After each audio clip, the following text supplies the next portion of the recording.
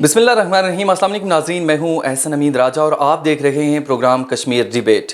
नाज़रीन, आपको बताएं कि आज हमारे प्रोग्राम में जो मेहमान हैं Raja Mansoor Khan, secretary general PTI Azad Kashmir और बानी रहनुमा हैं आज़ाद कश्मीर पीटीआई के, साबिक चेयरमैन वज़ीर-ए-आज़म मायना अमल दरामद कमीशन भी रहे हैं और आप कह सकते हैं कि आज़ाद कश्मीर की पीटीआई के अहम रहनुमाओं में शामिल हैं और बड़ा अहम रोल भी दिया है। दूसरी जानिब आपको बताएं तो उस्मान ताहिर साहब हमारे साथ मौजूद हैं, सीनियर सहाफ़ी और तजिया निगार भी हैं और अगर देखा जाए तो सहाफ़ती महाज पर बड़ी लड़ाई लड़ रहे हैं और साथ आज़ाद कश्मीर के अंदर भी अपना बड़ा अहम रोल प्ले कर रहे हैं। हम बात करेंगे मकबूजा कश्मीर के हवाले से, तो मकबूजा कश्मीर में इंसानी अलमिया जो जन्म ले रहा है, मकबूजा कश्मीर में जो वहाँ के कश्मीरी हैं उनकी ज़मीनों पर कब्ज़ा किया जा रहा है और जो वहाँ पे इंसानी अलमिया इस हवाले से जन्म ले रहा है कि वहाँ पे जो नौजवान नस्ल है उसे कत्ल किया जा रहा है, रोज़ाना की बेसिस पर नौजवानों को शहीद किया जा रहा है। इस हवाले से जो आज़ाद कश्मीर हुकूमत है और पीटीआई की हुकूमत की जानिब से राजा मंसूर साहब हमारे साथ मौजूद हैं, उनसे उनका मौक़िफ़ जानेंगे कि वो इस हवाले से क्या कहेंगे। जी राय साहब। बहुत शुक्रिया जी एहसन साहब। देखें 75 साल से मकबूजा कश्मीर के लोग इंतहाई जुल्म सितम का शिकार हैं, लेकिन बिलखुसूस 5 अगस्त 2019 के बाद जो सिचुएशन वहाँ पे प्रिवेल हुई है और जो मोदी सरकार ने जिस तरह जुल्म सितम का एक नया बाज़ार गर्म कर रखा है, वो कश्मीर की जो आइडेंटिटी थी, खुसूसी हैसियत थी, वो 35A और 370 आर्टिकल का जो ख़ात्मा करके उसके बाद कश्मीरियों के ऊपर जो मेरे ख्याल में दुनिया का सबसे जो लार्जेस्ट कर्फ्यू था वो वहाँ पे लगाया गया। तो उसके बाद की सिचुएशन में मेरे ख्याल से जो कश्मीरियों के ऊपर एक नया इम्तहान आया है और वहाँ पे जुल्म सितम का नया बाज़ार गर्म हुआ। वहाँ पे जिस तरह नौजवानों को उठाया गया, जिस तरह हमारी वहाँ बहनों को बेवा किया जाता है, जिस तरह जुल्म सितम होता है, तो ऐसी सिचुएशन में मेरे ख्याल से ये जो फाशिस्ट माइंडसेट है मोदी का वो प्रिवेल हो रहा है और वो नाजी सोच रखने वाली आरएसएस माइंडसेट रखने वाली जो गवर्नमेंट आई है उसका जो असल में जो बड़ा प्लान ये है कि हम किस तरह मकबूजा कश्मीर के अंदर एक डेमोग्राफिक चेंजेस करके वहाँ पे जो उन्होंने इसके जो इंतखाबात होने जा रहे हैं जिसमें उनकी कोशिश है कि हम हल्का बंदियों के ज़रिए इस तरह का एक प्रोपोर्शन डिज़ाइन करें कि वहाँ पे हम हिंदू वज़ीर आला ला सकें। असल मसला ये है कि चूँकि उन्हें पता है कि जब भी कश्मीर पे जो 12 करारदादें मौजूद हैं जिस पे फ़ैसला होना है, इंटरनेशनल दुनिया ने कश्मीरियों के साथ जो वादा किया हुआ है और जब भी वो उस पर अमल दरामद शुरू होगा तो वहाँ पर कश्मीरियों ने, क्योंकि 75 साल में एक कदम भी पीछे नहीं हटे, जब भी उस पर फ़ैसला होना है तो वो कश्मीरियों के हक़ में होगा। तो आज भी वहाँ पर कश्मीरी जो है पाकिस्तान के परचम में दफन होते हैं, आज भी श्रीनगर के लाल चौक में पाकिस्तानी परचम लहराए जाते हैं, तो उन्हें इस बात का अंदाज़ा है कि ये हमारे हक़ में कभी नहीं होगा। तो इस सारी डेमोग्राफी को चेंज करने के लिए जो बड़ी जो साजिश रचाई जा रही है जिसमें 40 लाख से ज़ायद उन्होंने डोमिसाइल इशू किए हैं ताकि हिंदू आबादी को डोमिसाइल इशू किए हैं, जो बाहर से लोग ला के उन्होंने वहाँ आबादकारी का एक सिलसिला शुरू किया हुआ है। इस चीज़ को रोकने की ज़रूरत है। कश्मीरियों ने तो अपनी इस जदोजहद से एक कदम पीछे नहीं हटना, लेकिन चूँकि ये जो नाजी सोच रखने वाले जो आरएसएस माइंडसेट के गुंडे जो जिसका जो सरबराह है मोदी सरकार है और वो जिस तरह वहाँ पे जुल्म सितम नए सिरे से कर रहा है, कभी वो बड़ी बड़ी ऑफर्स दे के डेवलपमेंट के नाम पे बड़ी बड़ी ऐलानात करके लोगों को खरीद के ज़मीरों को ख़रीदने की कोशिश करते हैं, तो ये कभी कारगर साबित नहीं होने वाला। और मैं आपको बताऊं कि कश्मीरी अपनी इस जदोजहद से एक कदम भी पीछे नहीं हटेंगे। हम आज़ाद कश्मीर में एक बेस कैंप का किरदार अदा कर रहे हैं, हमारे से पहले आने वाली गवर्नमेंटों ने भी अहम किरदार अदा किए, इसी तरह हमारी गवर्नमेंट भी इमरान खान साहब के उस विज़न के मुताबिक, उस मंशूर के मुताबिक जिसमें उन्होंने ये कहा था कि कश्मीर कश्मीरियों का है और कश्मीर के फ़ैसले कश्मीरी करेंगे, तो हमें ये आज हासिल है कि हमें इमरान खान साहब का की सूरत में एक ऐसी शख्सियत मैसर है जिसने इंटरनेशनल दुनिया में कश्मीरियों का मुकदमा भरपूर अंदाज में लड़ा है। आप उनकी वो स्पीच बैनुल-अक़वामी फोरम पर उठा के देखेंगे जिसमें अक़वाम मुत्तहिदा के उन्होंने वहाँ पर, वो मैं समझता हूँ कि आज भी दरो दीवार हिला रही है लोगों इंटरनेशनल क़व्वतों के ज़मीरों को जो जोड़ रही है, जिसमें 49 मिनट में से 26 मिनट उन्होंने मसला कश्मीर पे बात की और कश्मीर को कहा कि दुनिया कश्मीरियों के साथ खड़ी हो या ना हो, पाकिस्तान कश्मीरियों के साथ खड़ा होगा और मैं कश्मीरियों का सफ़ीर बनकर, कश्मीरियों का वकील बनकर और कश्मीरियों का तर्जमान बनकर दुनिया के हर फोरम में इनके लिए लड़ाई लड़ूंगा। तो हमें ये, हमारी गवर्नमेंट को यह आज हासिल है कि हमें एक वो क्लैरिटी के साथ एक ऐसा लीडर मैसर है जो कश्मीर की बात करता है और जिसने इंडिया से ये शर्त रखी हुई थी कि आपसे किसी किस्म की बातचीत, किसी किस्म का ट्रेड नहीं होगा जब तक हम ये नहीं देख लेते कि मसला कश्मीर पर बात नहीं होती। वो बदकिस्मती से वो इम्पोर्टेड एक यहाँ یہاں پہ حکومت آئی اور اس نے آتے ساتھ ہی وہ ٹریڈ بھی شروع کر دیا. ہمیں نظر آ رہا ہے کہ کشمیر اس طرح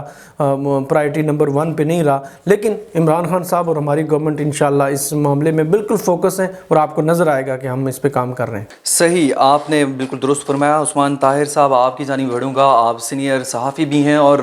صحافتی میدان میں اپنا بڑا اہم رول دے رہے ہیں. آپ کیا سمجھتے ہیں کہ کون سی پالیسیز ایسی اپنائی جا سکتی ہیں کہ جس کے ذریعے سے جو مقبوضہ کشمیر میں ظلم و ستم ہو رہا ہے اسے کم کیا جا سکتا ہے؟ آپ کی نظر میں وہ خواہ پاکستان کی یہاں پہ گورنمنٹ ہو یا آزاد کشمیر کی, کون سی اہم پالیسیز اپنائی جا سکتی ہیں؟ دیکھیں حسن صاحب, پالیسیز تو بہت ساری ایسی ہیں جو اپنائی جا سکتی ہیں جس کے ذریعے مقبوضہ کشمیر کے جو ہمارے بھائی ہیں ان کو کچھ ریلیف ملے, لیکن ایسی صورتحال ہمیں نظر نہیں آئی ہے. اگر ہم اپنی خارجہ پالیسی کے اوپر نظر دوڑائیں تو وہاں پہ بھی ہمیں بہت سارے نقائص نظر آتے ہیں. اور اسی طرح اگر ہمارا جو تحریک آزادی کشمیر کا بیس کیمپ ہے اس کو جو حقیقی معنوں میں کردار ادا کرنا چاہیے تھا, وہ اس طرح حقیقی معنوں میں کردار ادا نہیں کر پائی ہے آج تک ہماری جو آزاد کشمیر کی حکومت ہے. تو یہ سب سے بڑی بدقسمتی ہے. پھر اس کے ساتھ ساتھ آپ یہ دیکھیں کہ اقوام متحدہ ایک بہت بڑا ادارہ, اور انہوں نے وعدہ کیا تھا مقبوضہ کشمیر کے عوام کشمیریوں سے کہ جو قراردادیں ہیں ان کے اوپر عمل درآمد کروایا جائے گا. لیکن افسوس کی بات یہ ہے کہ ابھی تک اقوام متحدہ اپنی ہی قراردادوں کے اوپر عمل درآمد نہیں کروا سکا ہے. یہ سب سے بڑا ایک سوالیہ نشان ہے اقوام متحدہ کے اوپر بھی ہے, جو عالمی طاقتیں ہیں ان کے اوپر بھی ہے کہ ابھی تک اقوام متحدہ کی قراردادوں کے اوپر عمل درآمد کیوں نہیں ہو سکا ہے. کسی اور جگہ کہیں پہ ظلم ہوتا ہے تو اقوام متحدہ سمیت جو دیگر انسانی حقوق کے لمبردار ممالک ہیں وہ چیخ اٹھتے ہیں, لیکن ان کو افسوس کی بات یہ ہے کہ مقبوضہ کشمیر میں جو اتنا ظلم و ستم ہو رہا ہے اور کئی برسوں سے ہو رہا ہے, کیا ان کو نظر نہیں آ رہا ہے اس کے اوپر عالمی برادری کی خاموشی, اقوام متحدہ کی خاموشی ایک انتہائی معنی خیز خاموشی ہے یہ کہ اقوام متحدہ اس کے اوپر کیوں نہیں بول رہا ہے. اور عالمی طاقتیں وہ طاقتیں جو تھوڑی سی بھی کہیں پہ بھی کچھ بھی ہو جاتا ہے اور ان کو انسانی حقوق نظر آ جاتے ہیں, لیکن اس معاملے کے اوپر ان کی خاموشی جو ہے وہ انتہائی معنی خیز ہے. کیا کشمیری عوام جو ہیں وہ کسی اور جزیرے سے آئے ہوئے ہیں یا کسی اور نظریہ رکھتے ہیں وہ؟ تو یہ ایک افسوسناک صورتحال ہے. اور اس میں سب سے اہم بات یہ ہے کہ ہم نے اپنی جو پالیسیز ہیں ان کے اوپر نظر ثانی کی اشد ضرورت ہے. ہماری پالیسیز وہی پرانی ہیں, ہم عالمی برادری کو اور اقوام متحدہ کو یہ باور ہی نہیں کرا سکیں اور ان کو یہ ہم نہیں منوا سکے ہیں. جس طرح انڈیا کی لابی ہے یا بھارت کی جو لابی ہے ان کی جو خارجہ پالیسی ہے, اگر آپ اس کے اوپر نظر دوڑائیں تو آپ کو نظر آئے گا کہ وہ ڈومینیٹ کر رہے ہیں وہاں پہ ہر جگہ کے اوپر. تو ہم نے کافی سارے ایسے محاذ ہیں جن کے اوپر ہمیں کام کرنے کی اشد ضرورت ہے, اور جب تک ہم اپنی پالیسیز کے اوپر نظر ثانی نہیں کریں گے تو یہ ہمارے جو مسائل ہیں وہ ویسے بڑھتے جا رہے ہیں, آگے مزید بڑھیں گے اور اسی طرح یہ کام لٹکتا رہے گا.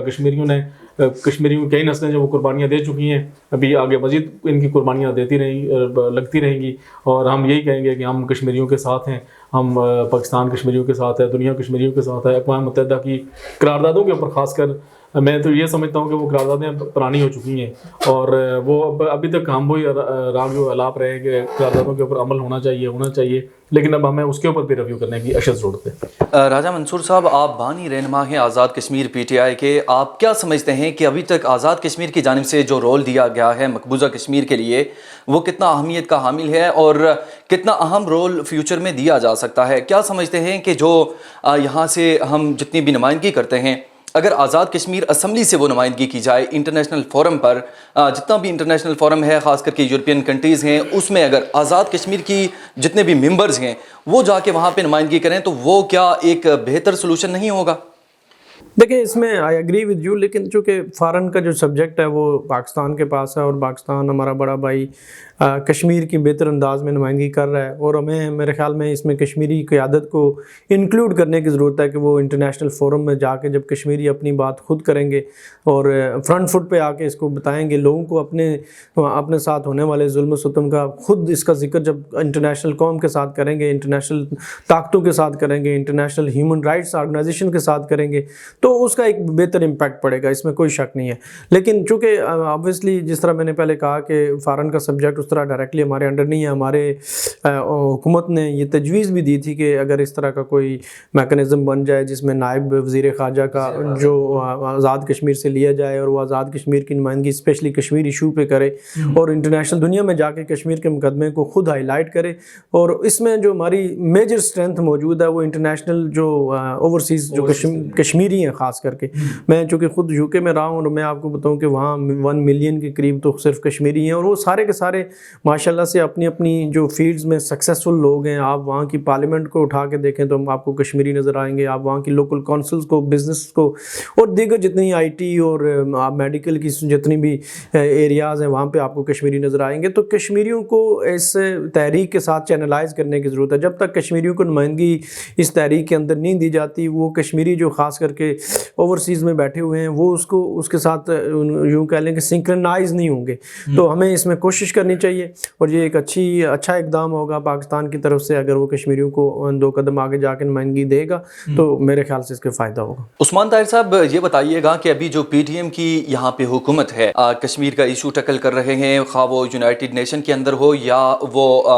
जर्मनी के अंदर प्रीवियस उनका दौरा था, इसी तरह USA के अंदर भी उन्होंने दौरा किया, तो तमाम तर चीज़ें जैसे बढ़ रही हैं, क्या उनकी पॉलिसीज़ बेहतर थीं या साबिक वज़ीर आज़म इमरान खान ने जैसे कश्मीर इशू को प्रमोट किया, कश्मीर इशू के हवाले से बात की, क्या समझते हैं कि क्या डिफरेंस है? डिफरेंस तो बहुत ज़्यादा है जनाब एहसन साहब, डिफरेंस बहुत है। अगर देखा जाए डीपली तो मैं समझता हूँ इमरान खान साहब ने वाकई, इसमें कोई शक नहीं है, जिस तरह मसला कश्मीर को अक़वाम मुत्तहिदा में उठाया, जनरल असम्बली में जो उन्होंने खिताब किया, वो एक वाकई एक एनर्जेटिक खिताब था और वाकई कश्मीरियों के दिल जीते थे उन्होंने। लेकिन इसके बरक्स अगर देखा जाए तो उस तरह अभी जो PTM की गवर्नमेंट है या आगे जो वज़ीर ख़ारजा है उस तरीके से बात नहीं कर पा रहे हैं आलमी दुनिया में, और मसला कश्मीर को उस हवाले से वो उजागर नहीं कर सकें आलमी दुनिया में, और ना अक़वाम मुत्तहिदा में, ना कहीं किसी और जगह पे। तो मैंने जिस तरह पहले आपको कहा कि इसके ऊपर अभी हमें काम करने की ज़रूरत है, और वज़ीर ख़ारजा का तो इतना तजर्बा भी नहीं है, वो पहली दफ़ा सियासत में एंटर हुए हैं, बिलावल भुट्टो ज़रदारी साहब, और पहली दफ़ा वज़ीर ख़ारजा भी बने, तो उनको अभी थोड़ा सा टाइम भी लगेगा। और इसके बावजूद ये है कि कम से कम जो मसला कश्मीर है उसको, जिस तरह मैंने पहले कहा कि हमें जो पॉलिसीज़ हैं वो वाज़ेह तौर के ऊपर बनानी चाहिए। हमें ऐसे ऐसे ग्रुप्स बनाए जाएँ, पार्लियामेंटेरियन के ग्रुप्स हों, मुख्तलिफ वफूद भेजे जाएँ आलमी सतह के ऊपर, UK के पार्लियामेंट में भेजे जाएँ, बाकी जगहों पर भेजे जाएँ, जहाँ उन लोगों को जाके हम कन्विंस कर सकें मसला कश्मीर के हवाले से, मसला कश्मीर को वहाँ पर हम उजागर कर सकें। अभी बहुत सारी जगहों पे मुझे भी बाहर जाने का इत्तेफाक हुआ, लेकिन काफ़ी सारी ऐसी जगहों पे उन्होंने कहा कि आपकी जो इसमें बहुत सारी कमियां हैं, इसके मुकाबले में जो भारत की जो लॉबीज़ हैं, जो जिस तरह वो काम कर रहे हैं, तो वो तो उससे हम कहीं पीछे हैं। तो इसलिए मेरी ये ज़ाती दौर के ऊपर ख्वाहिश है कि पाकिस्तान जहाँ अपने मसाइल में गिरा हुआ है, वहीं पे ये भी एक बहुत बड़ा मसला है। जब तक मसला कश्मीर हल नहीं होगा, ये पूरा एक एशिया का खिता है बरसगीर के लिए एक बहुत बड़ा चैलेंज है ये, और किसी भी वक्त ये जंग शुरू हो सकती है साउथ एशियन रीजन में। जी बिल्कुल ऐसे ही है। उस्मान ताहिर साहब, आप सहाफ़ती हल्के में अपना बड़ा अहम किरदार अदा कर रहे हैं, और ख़ास करके अगर आज़ाद कश्मीर के अंदर देखा जाए तो बड़ा अहम रोल आपने दिया है और दे रहे हैं। PTI की जो वहाँ पे हुकूमत है उस हवाले से क्या कहेंगे कि 2 साल जो टेन्योर है वो मुकम्मल होने जा रहा है, इस पूरे टेन्योर में वहाँ पे तरक्याती काम नहीं हो रहे, सिर्फ ऐलानात किए जा रहे हैं। आप क्या समझते हैं कि PTI की जो मौजूदा वहाँ पे हुकूमत है वो अपने जो ऐलानात उन्होंने किए हैं उसमें उन्हें कोई सक्सेस मिली है या नहीं? एहसन साहब, ये बड़े अफसोस की बात है कि PTI हुकूमत को 2 साल भी मुकम्मल हो जाएंगे इस जुलाई के आखिर तक, यानी अगस्त तक। इन 2 सालों में हमने ये देखा कि PTI ने अपनी एक वज़ीर आज़म को उठा के बाहर फेंका, उसकी जगह नए वज़ीर आज़म आ गए सरदार तनवीर इलियास साहब ने जिस तरह ऐलानात किए थे इलेक्शन से कबल कि हम आज़ाद कश्मीर में दूध और शहद की नहरें आएंगे, और आज़ाद कश्मीर एक बदला हुआ आज़ाद कश्मीर नजर आएगा। सियाहत के हवाले से उन्होंने बहुत सारा काम किया था। IT के हवाले से उन्होंने बड़े ख्वाब बाग दिखाए थे आवाम को कि IT पार्क बनाएंगे और सियाहत का हम पता नहीं क्या से क्या कर देंगे। लेकिन इन 2 सालों में जिस तरह 8-9 महीने अब्दुल करीम नईज़ साहब की हुकूमत रही है, उसके बाद इनको भी 10 माह के करीब होने वाले हैं, लेकिन इस दौरान सिवाय हवाई ऐलानात के हमने तो ज़मीन के ऊपर कुछ भी नहीं देखा है। और ऐसे हवाई ऐलानात किए गए हैं कि क्या कहने, बल्कि हम कैलकुलेट कर रहे थे कि टोटल कोई 1.5 खरब तक के हवाई ऐलानात किए गए हैं, लेकिन ज़मीन के ऊपर वो कहीं नज़र नहीं आ रहे हैं। बाग के हवाले से भी आप देख सकते हैं कि वहाँ पे भी बड़े ऐलानात किए गए कि हमने सियाहत को प्रमोट करना है, साथ हस्पताल के हवाले से बात की गई, तालीम के हवाले से कॉलेजेस बनाने की बात की गई, और वो भी सिर्फ ऐलानात ही रहे, और अभी तक ग्राउंड में आपने तो कुछ नहीं देखा और मैंने भी कुछ नहीं देखा। हालांकि उनका हल्का इंतखाब है, जहाँ से वो मुंतखब होकर आए हैं, उनका अपना हल्का इंतखाब है, और इन 2 सालों में ابھی تک منتخب وزیراعظم صاحب اپنے حلقے میں نہیں جا سکے. ان لوگوں کا جا کے ابھی تک انہوں نے شکریہ ادا نہیں کیا کہ جن لوگوں نے ان کو ووٹ دے کے وزارت عظمیٰ تک پہنچایا اور جہاں تک ان کو پہنچایا ہے. اور یہ انتہائی افسوسناک صورتحال ہے, انتہائی افسوسناک بات ہے کہ وزیر اعظم اپنے حلقہ انتخاب میں ابھی تک نہیں جا سکے ہیں. 1-2-4 دفعہ گئے ہوں گے, لیکن وہ بھی کسی غمی خوشی کے اوپر, اپنی مرضی کے اوپر, لیکن لوگوں کا شکریہ ادا کرنے کے لیے نہیں گئے. ایک انہوں نے جلسہ کیا تھا, وہ بھی حلقہ شرکی میں کیا تھا, وہاں پہ بھی بڑے بڑے اعلانات کیے گئے تھے کہ ہم کیڈٹ کالج دیں گے, فلاں دیں گے, لیکن ابھی تک ان کا اس کیڈٹ کالج کے حوالے سے کوئی زمین کے اوپر چیز نظر نہیں آ رہی ہے. اس کے علاوہ جو ہاسپٹل کے حوالے سے باقی جو انہوں نے اعلانات کیے تھے سڑکوں کے حوالے سے, وہ بھی ہوا میں ہو سکتا ہے ابھی کہیں تعلیل ہو جائیں, لیکن زمین کے اوپر کچھ بھی نہیں ہے. اور یہ انتہائی افسوسناک صورتحال ہے تنویر الیاس کے لیے بھی. عثمان صاحب, میں اس حوالے سے بھی آپ سے ایک چیز پوچھوں گا کہ عبدالرشید ترابی صاحب پچھلے پروگرام میں تھے, تو وہ کیونکہ آپ نے اس تمام تر جتنی بھی چیزیں ہیں اس پر گہری نگاہ رکھتے ہیں, انہوں نے یہ ڈسکس کیا کہ اسکیمیں کھائی جا رہی ہیں اور اسکیم خور بہت سارے لوگ ہیں جو موجود ہیں اس پورے سسٹم کے اندر. تو آپ کیا سمجھتے ہیں, آپ کو بھی قربت حاصل ہوئی وزیر اعظم آزاد کشمیر کی, تو کیا سمجھتے ہیں کون سے لوگ ایسے ہیں؟ نہیں, مجھے اتنی زیادہ قربت حاصل نہیں ہے ان کی, لیکن یہ بات بالکل فیکٹ ہے کہ اربوں روپے کی جو اسکیمیں ہیں وہ کاغذوں میں تو ہیں, لیکن زمین کے اوپر ان کا نام کوئی نہیں ہے. اس کی میں واضح مثال آپ کو یہ دوں گا کہ ہمارے بھائی ہمارے ساتھ ہی بیٹھے ہوئے چیئرمین مائن احمد کمیشن, انہوں نے بھی اپنی رپورٹس اور اپنے کچھ چیزیں وزیر اعظم کو ارسال کی تھیں, جن میں یہ واضح طور کے اوپر بتایا گیا تھا کہ یہ اسکیمیں جو ہیں یہ ہوا میں ہیں, زمین کے اوپر ان کا کوئی نام و نشان تک نہیں ہے. لیکن اس کے باوجود وزیر اعظم کی ہمیں کوئی سمجھ نہیں آتی ہے وہ کس مصلحت کا شکار ہیں کہ ان کے باوجود ان کے ایسے لوگوں کے خلاف کارروائی نہیں کر رہے ہیں جو جعلی اسکیمیں بنوا کے پیسے کھا رہے ہیں, قومی خزانے کو نقصان پہنچا رہے ہیں. اور یہ ایک بہت بڑا المیہ ہے تنویر الیاس کے لیے بھی کہ وہ جس کے حصار میں وہ بیٹھے ہوئے ہیں, اور بہت سارے ان کے علم میں یہ ساری چیزیں ان کے علم میں اور ان تک پہنچائی گئی ہیں, ریفرنس بھی بھیجے گئے ہیں کہ وہ جعلی تعیناتیاں ہوئی تھیں, 286 بوگس تعیناتیاں ہوئی ہیں, اس کے اوپر انہوں نے کوئی کارروائی نہیں کی. اس کے علاوہ کافی ساری ایسی کمپنیز ہیں جن کو جعلی ٹینڈرنگ کے ذریعے بڈنگ کے ذریعے ان کو ٹھیکے دیے گئے, اس کے اوپر انہوں نے کوئی کارروائی نہیں کی ہے. یعنی بہت سارے ایسے اس گورنمنٹ کے کارنامے اگر گنوائے جائیں تو بہت زیادہ ہیں. یہ ان کے علم میں ساری چیزیں, یہ فائلیں ان تک ان کی ٹیبل پر پہنچ چکی ہیں, لیکن اس کے باوجود انہوں نے ان جو کرپشن ہو رہی ہے اس کے خلاف انہوں نے کوئی کارروائی نہیں کی ہے. تو یہیں سے آپ اندازہ لگائیں گے جو ان کا ایک نظریہ تھا, جو ایک اعلان تھا انتخابات میں, جو انہوں نے ایک منشور دیا تھا عوام کو کہ ہم تبدیلی لائیں گے, لیکن وہ تبدیلی کے بجائے تو کام الٹا نظر آ رہا ہے وہاں پہ. اور سب سے بڑی بات یہ ہے کہ گورننس کی حالت انتہائی خراب ہے وہاں پہ, بیوروکریسی کے تعلقات ان سے بالکل بگڑ چکے ہیں. اور ایسے ماحول میں تو پھر نظام سرکار کیسے چلایا جا سکتا ہے, یہ تو بڑی اچنبھے کی بات ہے اور بڑی حیرت ہے کہ نہ ان سے بیوروکریسی کنٹرول ہو رہی ہے, نہ ان کے نزدیک جو جس حصار میں وہ لوگ جن کے حصار میں بیٹھے ہوئے ہیں, نہ ان کے خلاف وہ کارروائیاں کر رہے ہیں, جعلی اسکیمیں بنوا کے وہ لوگ پیسے کھا رہے ہیں. تو یہ کرپشن کی انتہا ہے. جب یہ جائیں گے تو یہ ساری فائلیں کھلیں گی, پتہ چلے گا کتنے اربوں خربوں روپے کی کرپشن ہوئی ہے. یقین مانیں کہ میں پریویس عرصے میں بھی کچھ وہاں پہ لوگ ہیں ان سے ڈسکس ہو رہا تھا, تو آپ کی بڑی تعریف بھی کر رہے تھے. تو آپ کیا سمجھتے ہیں کہ کون سے مسائل ایسے ہیں کہ جو آپ کے حلقے میں ابھی بھی ایسے ہی ہیں کہ جنہیں حل کرنے کی ضرورت ہے؟ دیکھیں, جب آپ الیکشن ہار جائیں تو اس کے بہت سارے آپ کو نقصانات بھی ہوتے ہیں, بہت سارے لوگوں کو اس کی قیمتیں ادا کرنی پڑتی ہیں. تو میرے حلقے میں بھی بدقسمتی سے چونکہ ہم الیکشن ہار گئے تو اس وجہ سے وہ جو ترقی کا جو پہیہ چلنا چاہیے تھا ہماری حکومت کے ہوتے ہوئے وہ نہیں ہو سکا. وہ چونکہ انفارچونیٹلی یہاں پہ جو جیتے ہوئے لوگ ہوتے ہیں وہ معاملات کو ہائی جیک کر کے ساری کی سارے جو فنڈز ہیں وہ اپنی طرف لے کے جاتے ہیں. تو کھاوڑا میں بھی ہماری آج بھی اسی طرح پتھر کے دور میں ہم گزر رہے ہیں. 45 سال سے 2 لوگ تھے جو کام وہاں پہ جیتتے آ رہے تھے, انہوں نے آج بھی ہماری مائیں بہنیں جو ہے نا ان کو سروں پہ اٹھا کے تو گڑے اٹھا کے وہ پانی لا رہی ہیں. آج بھی ان بیماروں کو چارپائی پہ اٹھا کے ہاسپٹل لے کے جایا جاتا ہے. تو ایک پتھر کے دور میں لوگ رہ رہے ہیں. ہماری پوری کوشش ہے, ہم نے کوشش کی ہے کہ اس میں کوئی اپنا حصہ ڈال سکیں. انشاءاللہ آپ کو نظر آئے گا کہ ہم آنے والے دنوں میں اس پہ اپنی جدوجہد جاری رکھیں گے. لیکن مینلی جو ہماری جو سب سے بڑی ہماری حکومت کی جو اچیومنٹ میں کہوں گا کہ وہ یہ تھی کہ پہلے دن عمران خان صاحب نے قیوم نیازی صاحب کو بلا کے یہ کہا تھا کہ مجھے آزاد کشمیر میں جو میرا خواب ہے کہ جو اقتدار ہے عام آدمی تک پہنچے اور بلدیاتی انتخابات چاہیے. 31 سال بعد یہ ہم نے ممکن کر کے دکھایا. اس کے پیچھے عمران خان صاحب کی وہ ول تھی, ہم نے وہ پرسیو کر کے اسی دور میں ہم نے سپریم کورٹ سے آرڈر لیا اور وہ تمام جو قانونی پیچیدگیاں تھیں ان کو دور کیا, اور ہم نے یہ جو وعدہ عمران خان صاحب سے کیا تھا وہ پورا کر کے دکھایا. اور یہ ہسٹوریکلی آزاد کشمیر کی تاریخ میں بہت بڑا ایک اقدام ہے ہماری حکومت کا کہ جس کو ہم نے عین اس اپنے منشور کے मुताबिक, ऐन इमरान खान साहब की हदायत के मुताबिक उसको पूरा किया। जिस तरह उन्होंने KPK में और पंजाब में और यहाँ पे भी इलेक्शन शुरू करा दिए थे, इसी तरह उन्होंने आज़ाद कश्मीर में भी हमें पाबंद किया। और आज आप देखेंगे कि हर डिस्ट्रिक्ट में ये जो लीडरशिप है ये निचले लेवल तक मुंतकिल हो गई है। वो जो 31 साल का एक जमूद था जिसमें नई लीडरशिप को मौका नहीं मिल रहा था, अब आपको कई चेयरमैन मिलेंगे डिस्ट्रिक्ट के, कई UC के चेयरमैन मिलेंगे, कई आपको डिस्ट्रिक्ट काउंसलर मिलेंगे, आपको वार्ड काउंसलर मिलेंगे जो लोकली अपने अपने वोटर्स के तहफ़्फ़ुज़ करते हुए नज़र आएंगे। और इससे एक सिस्टम बनेगा, चूँकि जमहूरियत की जो असल रूह थी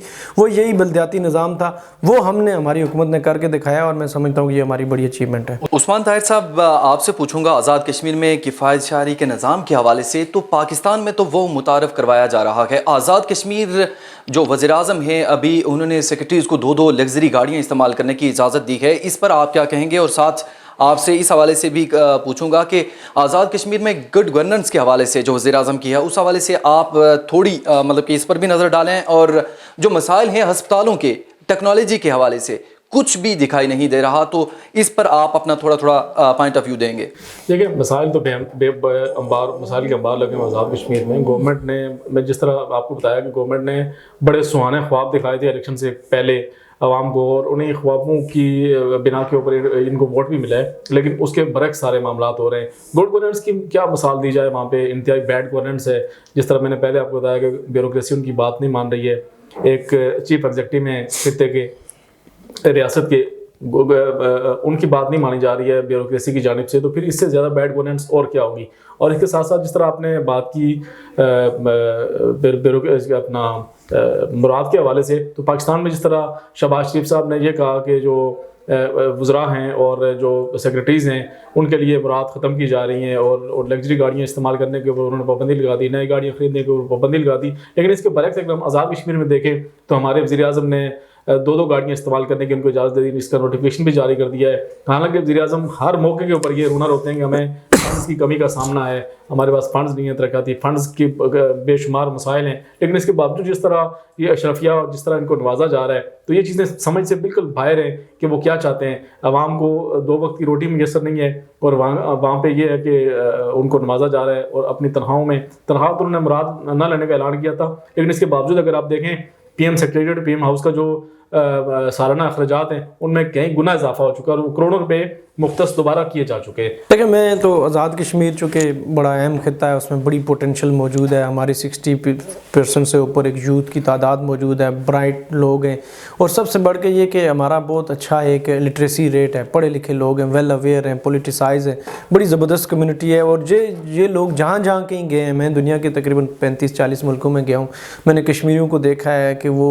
इंतहाई ज़रखेज़ दिमाग उसको पाया और उन्होंने अपनी अपनी फील्ड में बड़ी कामयाबियाँ समेटी हैं। हम आज़ाद कश्मीर में जब तक एक बेहतरीन निज़ाम नहीं लेके आते, इस टैलेंट को उजागर करने के मौके नहीं मुहैया करते, हम इस पोटेंशियल को यूटिलाइज़ नहीं करते, हम आगे नहीं बढ़ पाएंगे। तो हमें मिनासल कौम इसमें शिरकत करनी होगी। और बिलखुसूस हल्का खावड़ा के लोग चूँकि अरसा दराज से एक चुंगल में शिकार हैं, वही बरादरीज़म की सियासत में उलझे हुए हैं, हमें इससे निकलना होगा। अब नया दौर है, नई जिद्दत है, नया दिमाग है, और दुनिया के साथ हमांग होने के लिए ज़रूरी है कि जितनी भी फरसूदा रवायात हमने पाली हुई हैं उनसे निकल के हमने तरक्की की मनाजिल तय करनी है। उसमें इंशाअल्लाह ताला मैं आगे बढ़ के उनके हुकूक की पासदारी के लिए आगे आऊँगा। बाकी आवाम के साथ मेरा हमेशा से रब्ता रहेगा, और मैं चूँकि